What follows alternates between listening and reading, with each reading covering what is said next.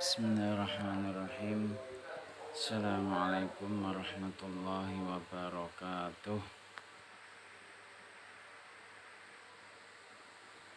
Alhamdulillah, alhamdulillahirabbil alamin. Wa bihi nasta'in ala umuri dunya waddin.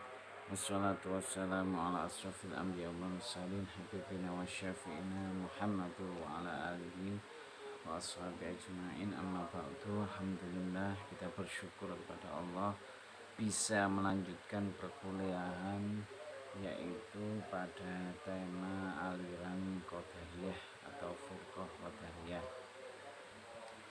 Yang pertama adalah yang kita kaji sejarah timbulnya, ya. Sejarah munculnya Qadariyah ini adalah karena menentang kebijaksanaan politik Bani Umayyah yang dianggap kejam. Nanti endingnya juga dibunuh ini, ya. Ma'bad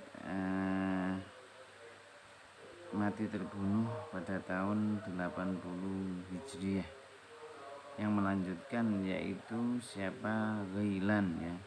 Ghailan itu yang melanjutkan ajarannya.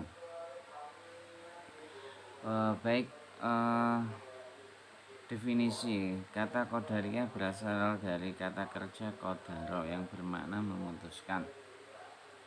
Juga bisa diartikan qadara itu adalah memiliki kekuatan atau memiliki kemampuan. Kemudian menurut Harun Nasution, ya, Qadariyah itu adalah manusia mempunyai kodrat atau mempunyai kekuatan untuk melaksanakan kehendaknya, ya. Nanti di doktrinnya itu ada free will, ya. Dan bukan berasal dari bahwa manusia terpaksa tunduk pada qadar dan kadar Tuhan. Ini adalah kebalikan dari Jabariyah. Tokohnya tadi sudah saya ungkapkan, Ma'bad al-Juhani, ya. Yang menyebarkan adalah Ghailan al-Dimashqi. Kemudian doktrinnya adalah sebagian orang-orang Qadariyah mengatakan bahwa semua perbuatan manusia yang baik itu berasal dari Allah, sedangkan perbuatan yang jelek itu dari manusia sendiri yang menciptakannya, tidak sangkut pautnya dengan Allah. Ini tidak ada perbedaan, ya. Yang kedua, dalam disiplin ilmu kalam istilah Qadariyah itu dipakai bagi nama lain memberikan penekanan atas kebebasan atau kekuatan manusia dalam perbuatannya, free will, ya, yang saya ungkapkan tadi. Lebih jauh, Qadariyah berpendapat bahwa manusia berkuasa untuk melakukan perbuatan tersebut atau kehendak dan juga manusia sendiri pula melakukan atau menjadi perbuatan jahat atas kemampuan dan daya sendiri, ya. Ini adalah manusia itu bebas, ya, bebas melakukan apapun. Doktrin yang di atas tadi ini tidak luput adalah pengaruh dari ayat-ayat Al-Quran seperti surat Al-Kahfi ayat 29, wa qulil haqqu mir rabbikum faman syaa'a falyu'min wa man syaa'a falyakfur. Ini adalah bahwa manusia itu boleh memilih menjadi orang mukmin, faman syaa'a falyu'min. Sebaliknya, wamang sya'afal yakfur. Jadi seakan-akan manusia sendiri itu bisa menentukan, saya bisa jadi orang mukmin atau bisa jadi orang kafir. Ini dari ayat ini. Wamang sya'afal yu'min wamang sya'afal yakfur. Jadi tergantung kehendak manusia itu sendiri. Kehendaknya kehendak manusia tersebut ingin menjadi orang mukmin atau ingin menjadi orang kafir. Diperkuat lagi surat Al-Fussilat ayat 40. I'malu ma syi'tum innahu bima ta'maluna basir. I'malu, berbuatlah. Ma syi'tum, sakarepmu dhewe, apa yang kamu kehendaki. Innahu, sesungguhnya Allah iku bima ta'maluna basir. Maha yang mengetahui apa yang kita kerjakan. Jadi dari ayat ini, i'malu ma syi'tum, seakan-akan manusia itu diberi kebebasan untuk berbuat apa saja. Tapi ada innau bima ta'maluna basir, ya, tetap itu berlaku. Bagi yang baik mendapatkan pahala, bagi yang buruk mendapatkan dosa. tetapi ada kaitannya i'malu masyi'tum, berbuatlah seenaknya sendiri. Ayat lagi adalah Ar-Ra' ayat 11. Innallaha la yughayyiru ma biqaumin hatta yughayyiru ma bi anfusihim.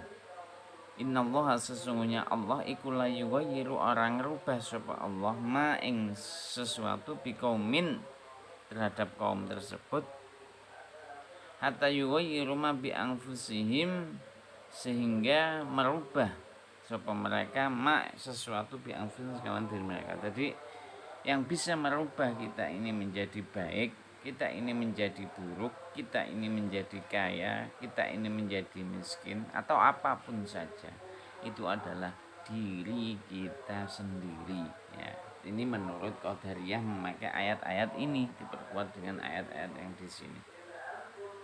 Jadi dari situ maka disimpulkan Qadariyah benar bahwa manusia berkuasa untuk melakukan perbuatan tersebut atau kehendak dan kekuasaan sendiri. Dan juga manusia sendiri pula yang melakukan atau menjadi perbuatan jahat atas kemampuan dan dayanya sendiri. Ya.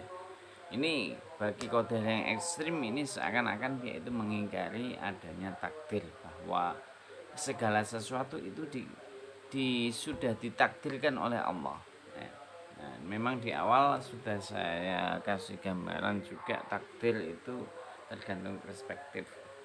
Kalau takdir perspektifnya Allah itu semuanya itu takdir itu sugro, bisa dirubah ya. Memang bagi Allah itu ya sifatnya mungkin, selain Allah itu semuanya mungkin, bisa terjadi bisa tidak.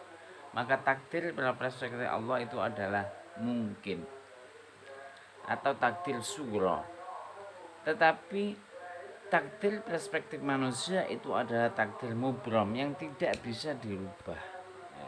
Takdir seperti kita mempunyai keinginan anta turid wa ana urid wallahu yuridu man yasha. Saya berkeinginan, kalian berkeinginan, tetapi keinginan Allah itu adalah yang lebih tinggi dan lebih dikuatkan. Ini bertentangannya itu di situ. Ya, seakan-akan itu adalah mengingkari takdir Allah. Itu. Jadi kelemahannya ada di situ. Untuk itu yang perlu kita pahami, memang di pertemuan yang kemarin itu saya ungkapkan, kalau dalam masih proses perjuangan kita masih merasa belum berhasil, ya bersikaplah seperti Qadariyah, maka kita akan menjadi manusia yang semangat. Kalau mahasiswa yang semangat. Dalam keadaan apapun, diuji dengan pandemi seperti ini, mahasiswa tersebut tetap berusaha dengan sekuat tenaganya, karena berkeyakinan innallaha la yughayyiru ma biqaumin hatta yughayyiru ma bi anfusihim. Kalau saya tidak berbuat maka tidak akan terwujud. Saya tidak akan merubah maka tidak akan berubah. Kalau saya tidak belajar maka tidak akan pintar. Kalau dalam proses sebaiknya kita menggunakan Qadariyah. Tapi kalau sudah berhasil menjadi orang pintar, orang alim, kalau tetap Qadariyah merasa bahwa kealiman yang telah dicapainya, kekayaan yang telah dicapainya berasal dari diri sendiri, bukan dari Allah, maka orang yang menggunakan Qadariyah dalam posisi berhasil seperti ini, pemain Qadariyah dan maka mereka akan terkenal dengan sikap yang sombong. Kalau sudah berhasil, gunakanlah sifat yang Jabariyah, ya, itu yang bagus. Kalau dalam proses perjuangan, gunakanlah doktrin-doktrin atau pemikiran-pemikiran dari Qadariyah. Jadi itu dari saya. Mata kuliah ini adalah tujuannya adalah kita mengembangkan sikap toleran. Kita ambil dari semua aliran itu mana yang positif, mana yang negatif. Apabila kita temukan yang positif maka harus kita kembangkan. Sebaliknya kalau kita temukan sesuatu yang negatif, marilah kita berusaha untuk menyingkirkan. Kalau tidak bisa ya kita diamkan, kita tidak menggunakan. Demikian materi pembuka pengantar dari tema Qadariyah. Semoga di bulan puasa yang penuh berkah ini kita selalu diberi kesehatan, sehingga kita bisa melaksanakan perintah-perintah Allah, terutama puasa, membaca Al-Quran, qiyamul lail, ya, sholat raweh dan lain sebagainya. Semoga segala amal ibadah kita diterima di sisi Allah Subhanahu wa Ta'ala, sehingga kita nanti di akhirat akan menjadi orang yang berbahagia. Wassalamualaikum warahmatullahi wabarakatuh.